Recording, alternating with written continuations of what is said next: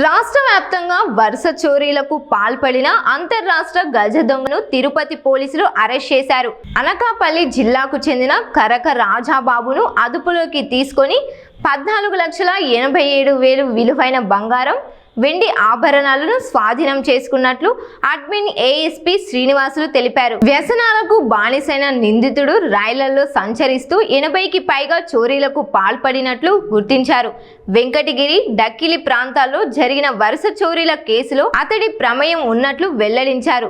దీర్ఘకాల నిఘా, సాంకేతిక ఆధారాలు, క్షేత్రస్థాయి సమాచారంతో నిందితుడిని పట్టుకున్నట్లు పోలీసులు తెలిపారు.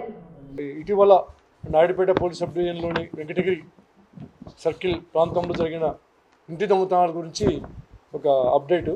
ముఖ్యంగా రీసెంట్గా జరిగిన దొంగతనాల విషయంలో జిల్లా ఎస్పీ గారైన ఎల్ సుబ్రాయుడు ఐపీఎస్ సార్ ప్రత్యేక శ్రద్ధ తీసుకుని డిఎస్పీ గారి ఆధ్వర్యంలో, అదే వెంకటగిరి సిఐ ఆధ్వర్యంలో ఒక స్పెషల్ టీమ్ ఫామ్ చేయడం జరిగింది.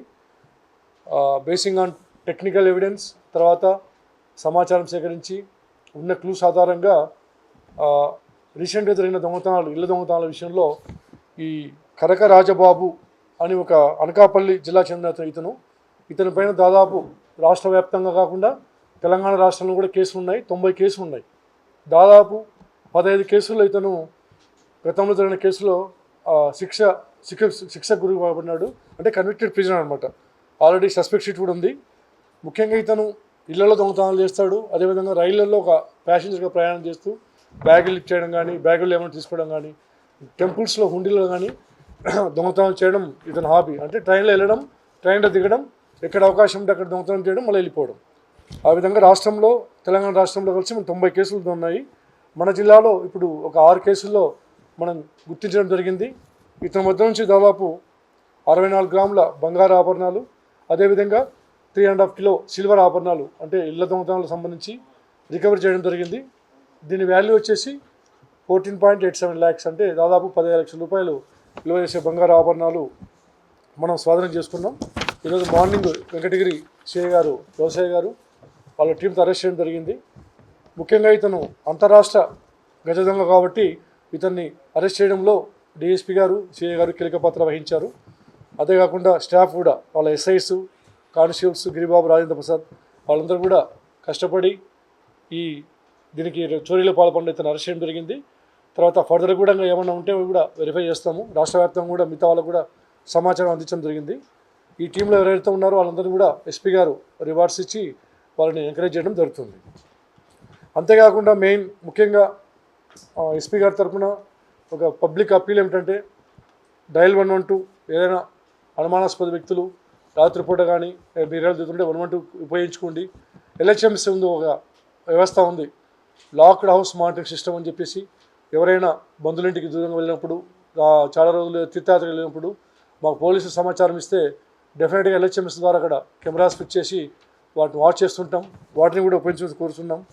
ఇంకా ముఖ్యమైన పాయింట్ ఏంటంటే, ఎక్కడైనా లాంగ్ పీరియడ్ బయటకు వెళ్ళినప్పుడు ఇంట్లో విలువైన వస్తువులు, ఆభరణాలు కావచ్చు, వస్తువులు కావచ్చు, క్యాష్ కావచ్చు, ఇంట్లో ఉంచుకోకుండా లాకర్లలో ఉంచుకుంటే సేఫ్గా, భద్రంగా ఉంచుకుంటే మంచిది. ఇవన్నీ కూడా పబ్లిక్ పాటిస్తే ప్రజలకు మా పోలీస్ కోఆపరేషన్ ఎప్పుడు కూడా ఉంటుంది. థ్యాంక్ యూ అండి. ఏమైనా డౌట్స్ ఉన్నాయా? లేదు, ఇది మన జిల్లాకు సంబంధించి మాత్రమే. మన జిల్లాలో 6 కేసులు, బాపట్ల 2 కేసులు, 8 కేసెస్ మనం చూపించాము. ఇప్పుడు ఇవన్నీ గతంలో చేశారు. ఇక్కడ ప్రకాశం డిస్ట్రిక్టు, కర్నూలు, అనంతపురము, ఖమ్మం, తర్వాత వరంగల్, విశాఖపట్నం, గుంటూరు, అన్ని జిల్లాలో చేశారు దాదాపు. మన ఏపీలో, తెలంగాణలో 2 జిల్లాలు చేశారు, వరంగల్ అండ్ ఖమ్మం జిల్లాలు. ఏమండి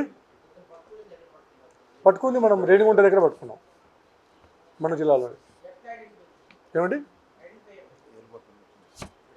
టెక్నికల్ సమాచారం, ఎందుకంటే ఇతను రాష్ట్ర నేరస్తుడు కదా, డెఫినెట్గా మాకు ఎంఓ క్రిమినల్స్ లిస్ట్ ఉంటుంది. ఏదైనా అఫెన్స్ అయినప్పుడు ఇంటి దొంగతనాలు చేస్తుంటే ఒక లిస్ట్ ఉంటుంది, పాత అఫెండర్ కాబట్టి. దాన్ని వెరిఫై చేస్తాం.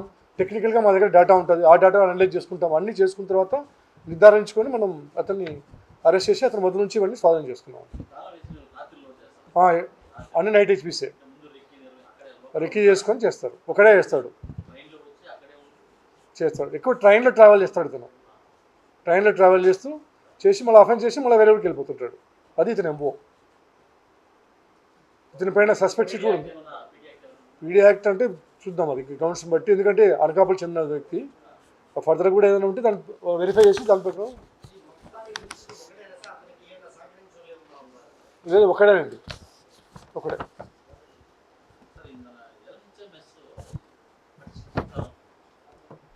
ఇంకా కొన్ని ఇంక్రీజ్ చేయాల్సి ఉంటుంది.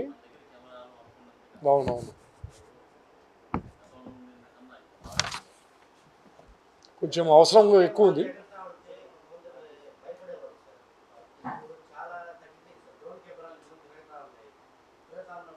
డ్రోన్స్ అంటారా? డ్రోన్స్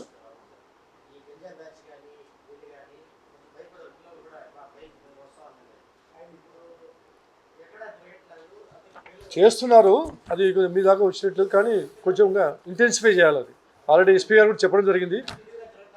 హెడ్ క్వార్టర్లోనే కాకుండా సబ్ డివిజన్ హెడ్ క్వార్టర్స్ కూడా డ్రోన్స్ ఉన్నాయి. మొన్న మీటింగ్లో కూడా ఎస్పీ గారు చెప్పారు. డ్రోన్లు ఉన్నాయి సబ్ డివిజన్ హెడ్ క్వార్టర్స్లో, డిఎస్పీ కంట్రోల్ ఉన్నాయి. అవి కొద్దిగా ఇంటెన్సిఫై చేయమని, ఇంకా కొద్దిగా పెంచమని చెప్పారు. డెఫినెట్గా అది ఇంప్రూవ్ చేస్తాం. ఓకేనా?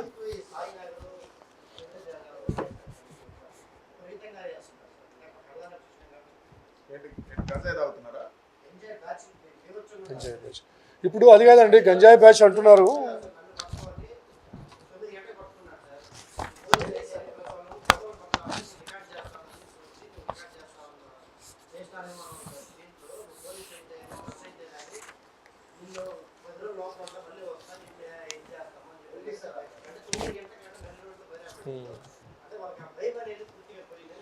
ఇప్పుడు దాదాపు మన జిల్లాలోనే గంజాయి కిట్స్ దాదాపు 7,000 చేయడం జరిగింది. స్టేట్లో హైయెస్ట్ మందే చేస్తున్నాము. డెఫినెట్గా ఇటువంటి ఏదైనా స్పెసిఫిక్ ఇష్యూస్ ఉంటే డెఫినెట్గా వాటిని కూడా వెరిఫై చేస్తాం. అది కంట్రోల్ అవుతూ ఉంది. అక్కడక్కడ చిన్న చిన్న ఇన్సిడెంట్స్ ఏమైనా ఉంటే దాన్ని కూడా మైన్యూట్గా చూసి చేస్తున్నాం. దాదాపు 7,000 కిట్స్ మనం యూజ్ చేస్తున్నాం. ఆ కిట్స్ యూజ్ చేయడం స్టార్ట్ చేసిన తర్వాత ఈ గంజాయి సంబంధించిన ఏదైనా ఉన్నా కానీ మనకు క్లారిఫై అవుతుంది ఇమీడియట్గా, వాళ్ళు వాడుతున్నారు లేదని చెప్పేసి. దాన్ని బట్టి కూడా మనము వాళ్ళపైన చట్టపరమైన ఫర్దర్గా లీగల్ స్టెప్స్ తీసుకుంటున్నాం. థ్యాంక్ యూ అండి.